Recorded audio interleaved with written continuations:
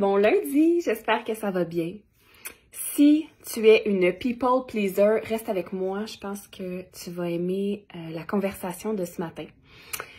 Donc, avec la tempête de neige qu'il y a dehors, ça m'a fait penser à quelque chose que j'avais envie de partager et c'est l'énergie qui est extérieure à nous. Je ne sais pas si tu es comme moi, une hypersensible et une people pleaser.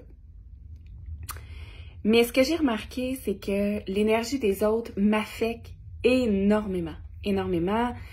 Si mon chum a une mauvaise journée, puis par exemple, il arrive à la maison, il a une mauvaise humeur, on dirait que mon humeur switch tout de suite, puis je deviens de mauvaise humeur, je sais pas pourquoi, mais ça me rentre dedans, puis je suis juste comme, j'ai pas nécessairement le goût de vivre ça, pour reprendre l'expression d'une de mes amies, qui se reconnaîtra peut-être. Si ma fille, des fois, est déçue ou est triste, j'ai l'impression que ces émotions m'enveloppent, que je suis absorbée, que je suis immergée dans ces émotions-là. Et par bout, c'est vraiment tough parce que j'ai juste envie de garder qu'est-ce qu'il y a à moi. Tu sais, je veux dire, si j'étais de bonne humeur toute la journée, puis que quelqu'un arrive, je veux pouvoir être dans mon empathie, sans être, c'est ça, submergée, immergée dans les émotions de l'autre. Et dernièrement, j'ai eu une conversation avec quelqu'un. Et puis, comme dans mon énergie, je suis une people pleaser, en fait, puis là, je dis ça, puis mon cerveau, il est comme, on est en transformation, fille, on est en transformation. Mais bref, comme mon cerveau a tendance à vouloir plaire en général, ben, souvent, quand j'ai une conversation avec quelqu'un, je vais avoir tendance à voir, par exemple, surtout au niveau du travail, comment je peux optimiser, tu sais, qu'est-ce que je peux faire de plus, de mieux, de plus, de mieux, de plus, de mieux, de plus, de mieux. C'est super d'un côté parce que ça donne lieu à de l'innovation dans ce que je fais, fait que forcément que je suis en constante amélioration dans tous mes services. Mais l'autre chose que ça fait, c'est que des fois, ça peut me désaligner dans mon énergie, tu sais, je suis comme, OK, là, je fais ça parce que j'entends, puis je me dis oui, OK, fait qu'il y a probablement d'autres personnes comme ça qui pensent ça, fait que peut-être que je peux essayer d'inclure tout le monde. C'est souvent la réflexion que j'ai, comment je peux inclure tout le monde. Mais il y a deux choses que j'ai remarquées avec ça. Premièrement, c'est ça, des fois, ça me déaligne de ce que ma vision. Et l'autre chose, c'est que ça donne du pouvoir, comment je pourrais dire? Des fois, ça donne trop de pouvoir à la vision de l'autre personne. Puis là, ça a l'air étrange dit de même, là, mais j'ai pas d'autre façon de le dire pour le moment. Mais ce que je veux dire, c'est que des fois, comme hypersensible, comme empathe, l'opinion des autres, les émotions des autres deviennent tellement importantes, viennent tellement nous rentrer dedans, parce que c'est ça, on les absorbe, que c'est comme, à un moment donné, ça prend trop de place. Ça prend trop de place dans ta vie, ça prend trop de place dans ton identité, ça peut prendre trop de place dans ce que tu fais. Et il y a une phrase que mon cerveau m'a surpris à dire cette semaine, quand je parlais avec cette personne-là. La phrase, c'était « Tu n'es pas responsable de son expérience ». Là, j'ai fait « Quoi? » Et pour vrai, autant ça peut avoir de l'air détaché, puis de faire comme moi, je m'en fous de son expérience, mais c'est pas ça. C'est pas ça, c'est plutôt de rester dans ce qui t'appartient. Fait que, par exemple, si ton chum arrive du travail, si ta fille revient de l'école, ton gars revient de l'école, mauvaise journée, l'énergie est comme, puis là, toi, t'es là, puis ça commence à t'affecter. Et j'ai envie de te dire, et si tu disais que son expérience de sa journée ne t'appartient pas, tu te dégages pas du fait que ça peut t'affecter. Par contre, il y a comme un certain écran protecteur, une certaine distance qui arrive, puis tu fais comme, sais-tu quoi? Je suis pas responsable de son expérience. j'ai pas à le ressentir, j'ai pas à le vivre à tout prix. Au même titre que justement, si tu as une entreprise et que ta cliente a passé une mauvaise journée, puis que, je sais pas moi, finalement, son expérience d'achat, parce que, je sais pas, tu as une boutique en ligne, son expérience d'achat, c'est pas passé comme elle voudrait. En temps, voir, y a-t-il de l'optimisation à faire? Si oui, parfait, go, prends les moyens. Sinon, t'es pas responsable de son expérience. Ça se peut que le lendemain, la personne revienne dans ta boutique, dans tes services, dans whatever, puis que ça soit super correct. Tu sais, c'est comme, tout dépend de l'expérience. J'ai une autre amie qui m'a dit dernièrement, justement, elle offrait un service à des clientes et des clients. Et elle m'a dit, c'est un service en santé, puis elle m'a dit, Karel, je peux pas tenir à bout de bras la satisfaction de ces clients-là. Au même titre que je peux pas tenir à bout de bras la satisfaction de mes amis pour leur vie, de whatever qui, ma mère, mon père, mon frère, mais c'est pas ma responsabilité.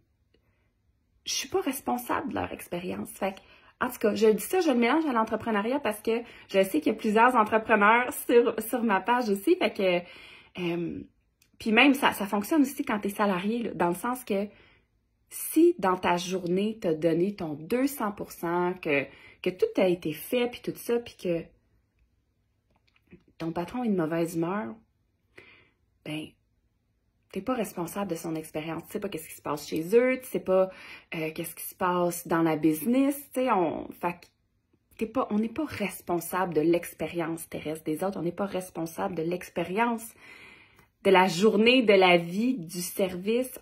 Oui, on a, tu sais, par exemple, en entrepreneuriat, oui, on a une certaine responsabilité au niveau de la qualité du service.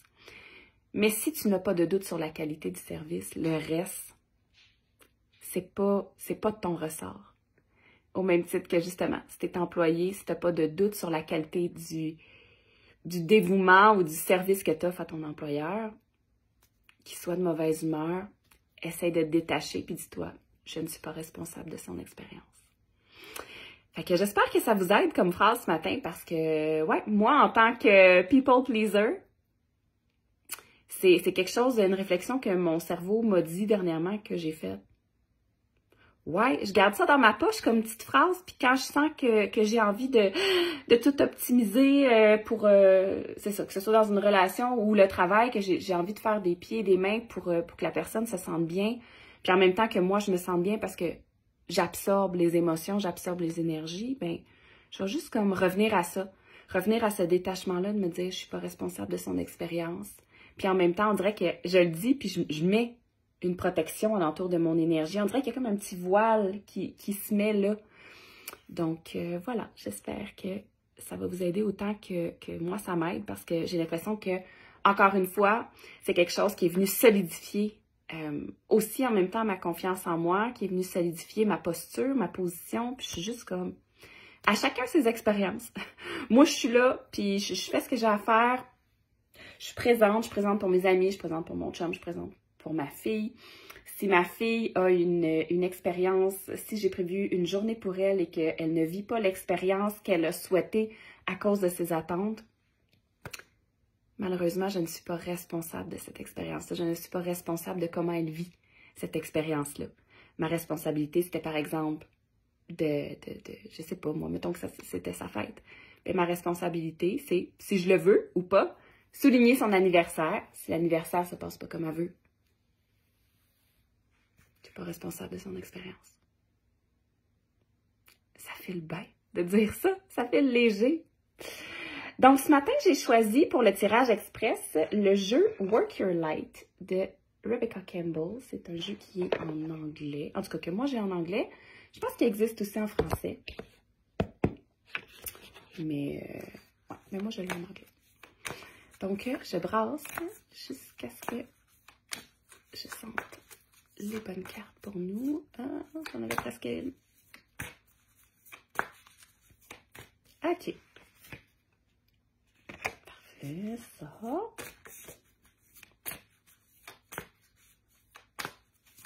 La deuxième.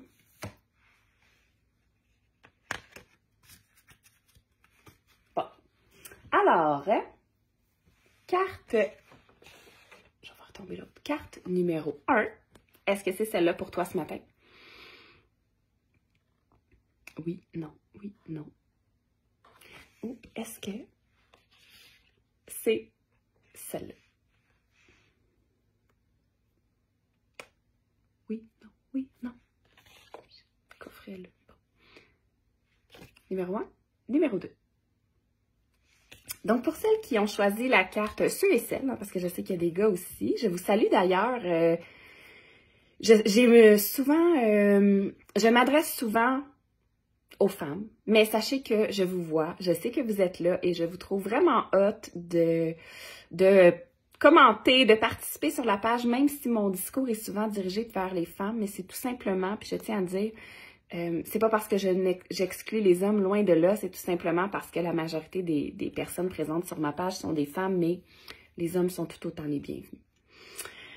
Alors, pour ceux et celles qui ont choisi la carte numéro 1, on parle d'éveil, on parle d'upgrade énergétique, une nouvelle façon d'être, une nouvelle intégration. Fait que, ben, pour aujourd'hui, j'ai envie de dire, j'ai l'impression que l'univers va vous envoyer des nouvelles leçons, va vous envoyer des haha moments, des déclics, il y a quelque chose dans votre énergie qui commence à switcher ou peut-être qui est déjà en place, peut-être que vous le sentez, mais il y a une intégration plus profonde d'une certaine leçon qui est là en ce moment. Donc, à vous de savoir c'est quoi cette leçon-là. Si ça vous tente, écrivez-moi en commentaire sur quoi l'univers vous fait travailler en ce moment. C'est quoi les leçons qui arrivent. Moi, j'ai l'impression que les leçons qui arrivent sont vraiment au niveau de mon pouvoir personnel, de mon identité.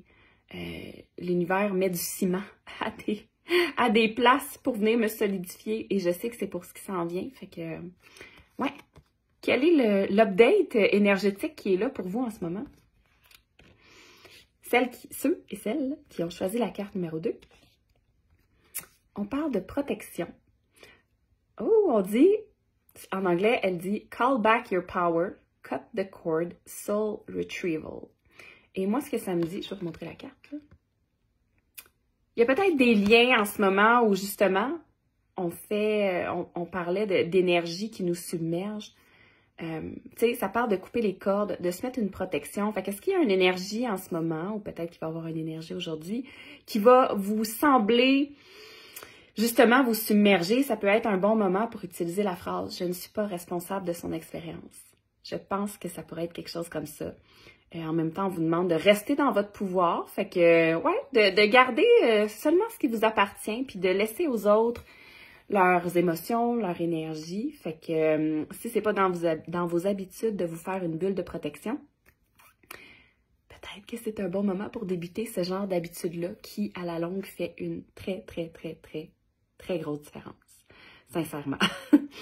On prend l'habitude de le faire régulièrement dans l'espace sacré et je sais que les filles voient la différence, elles le ressentent.